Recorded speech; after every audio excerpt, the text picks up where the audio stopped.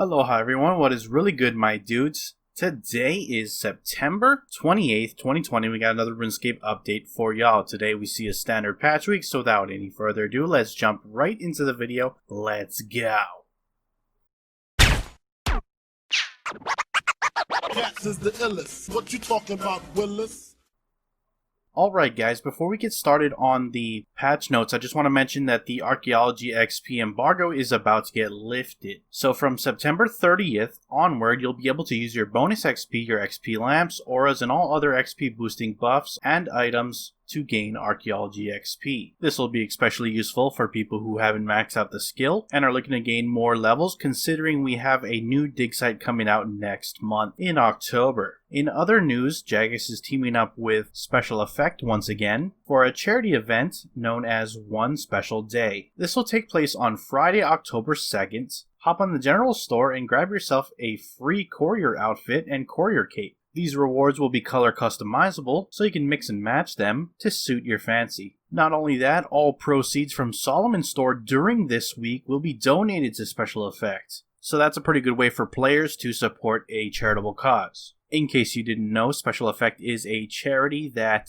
provides gaming opportunities for those who normally wouldn't be able to due to disabilities and things like that. Anyways, with that out of the way, I do want to jump on over to those patch notes now and see what's been changed with today's update, so let's go ahead and check it out. Starting off with the Lunar Spellbook, the telekinetic grind spell will now grind wyvern bones, and they fixed an issue with the spell where it would sometimes award incorrect amounts of token XP for the secondary skill. Moving on to the Effigy Incubator, Iron Man will now gain bonus XP from Effigy Incubator reward stars rather than direct XP. Updated the examine text for Effigy Incubator effigies to distinguish between those that give lamps and those that give stars. The Brooch of the Gods will now pull started effigies from your bank when you have effigies of the same type in your brooch or backpack. Added a warning when teleporting out of an active Effigy Incubator session. Enhanced materials, effigy casing, and unincubated effigies will now be traded to Vicendithus when leaving the area instead of being removed from players' backpacks. And a short delay has been added to the Sins of the Father mini-quest to prevent players from clicking out of a dialogue box. Moving on to Penguin Hide and Seek, the From Ardoin with Love and Penguin Adoption Agency achievements will now appear in the relevant completion cape drop-downs in the achievements interface. One fix to the Carapac track, an issue causing some players' clients to crash upon opening the Carapac track interface should now be fixed. And moving on to some other improvements, when clicking on the main menu buttons, the context menu option will now be closed instead of open. Players are now able to make molten glass while using the Dorjish Khan furnace.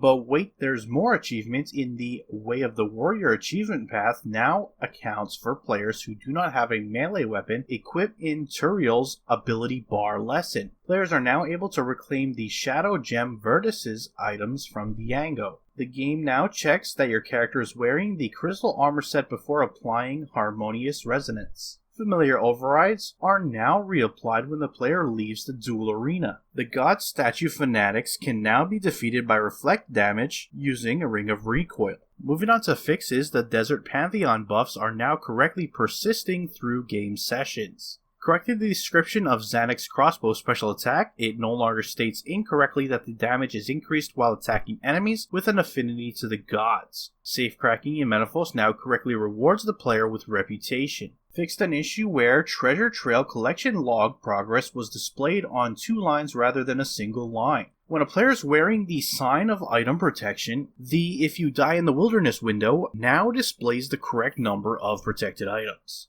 Fixed numerous visual issues with the disassembly window for Tier 92 armors. Dismissing the Vinny and Blight-bound Lasher pets will now play the correct animation. Fixed an issue with the Unlocking Your Emotions achievement that blocked players from claiming the Medium Varrock area task reward. Lord Kadarn's More dialogue option has been replaced with the more direct Ask About the Task system option and has been shuffled above the Ask About Something Else topic. Fixed an issue with players getting stuck between trees in Birthwarp. Don't worry, they haven't pulled the mod Timbo. And finally, moving on to hotfixes that went live throughout the week. For lunar spells, the sifting soil with the screening station will no longer cause messages claiming you don't have enough runes. Carapac track players should now be able to pin the final Yak track task to the activity tracker, and players should now be able to pin activities such as achievements and skill targets to the activity tracker. That is it for your patch notes. Links to everything discussed in this video will be down in the description below. Head on over there to check them out. With that, I'm going to wrap up the video. If you enjoyed it, hit that like button. If you are not subscribed yet and you want to stay up to date on all things RuneScape related, then hit that subscribe button. Anyways, I appreciate you watching. I am out. Aloha.